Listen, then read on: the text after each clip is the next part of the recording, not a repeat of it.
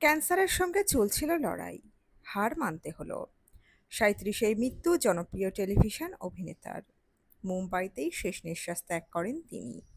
বিস্তারিত থাকছে প্রতিবেদনে। বন্ধুরা, চ্যানেলে নতুন হলে চ্যানেলটি সাবস্ক্রাইব করে রাখতে পারেন ও ভিডিওটি শেয়ার করতে পারেন।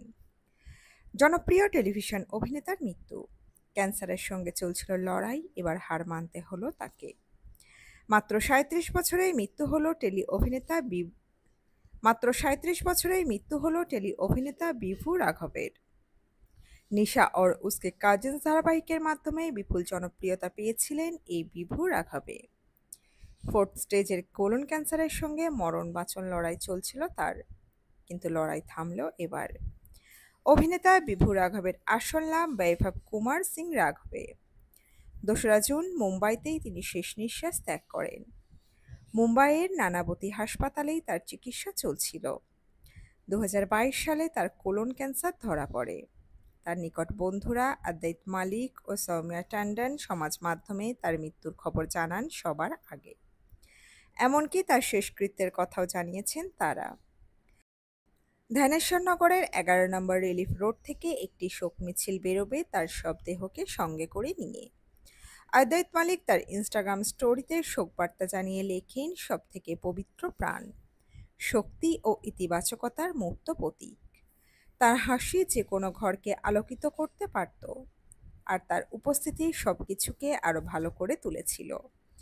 তিনি অতুলনীয় করুণার সঙ্গে জীবনের মুখোমুখি হয়েছিলেন। এমন এক ভালোবাসার সম্পদ তিনি রেখে গিয়েছেন যা কখনো ম্লান হবে না। তার অভাব গভীরভাবে সবসময় অনুভূত হবে। অভিনেত্রী সিম্পল কলও তার ইনস্টাগ্রাম স্টোরিতে বিভু রাঘবের মৃত্যুতে শোক প্রকাশ করেই বিভুর একটি ছবি শেয়ার করে লেখেন, তোমাকে আমরা খুবই মিস করব প্রিয় বন্ধু বিভু। তোমার জন্য ভালোবাসার উচ্চারিত আলো এবং অনেক আনন্দের ডালি রইল। করণবীর মেহরা সমাজ মাধ্যমে লেখেন, শান্তিতে ঘুমাও ভাই, খুব তাড়াতাড়ি চলে গেলে। কিন্তু কে ছিলেন বিভু রাঘবে?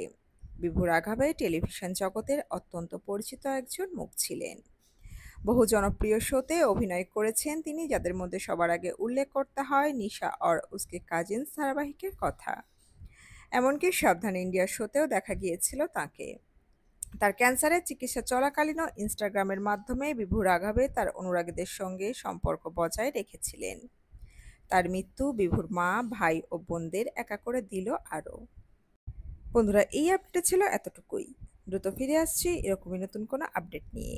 অজানা গল্প চ্যানেলের সঙ্গে থাকার জন্য সকল দর্শক বন্ধুকে অসংখ্য ধন্যবাদ। দেখতে থাকুন, চোখ রাখুন অজানা গল্প চ্যানেলে।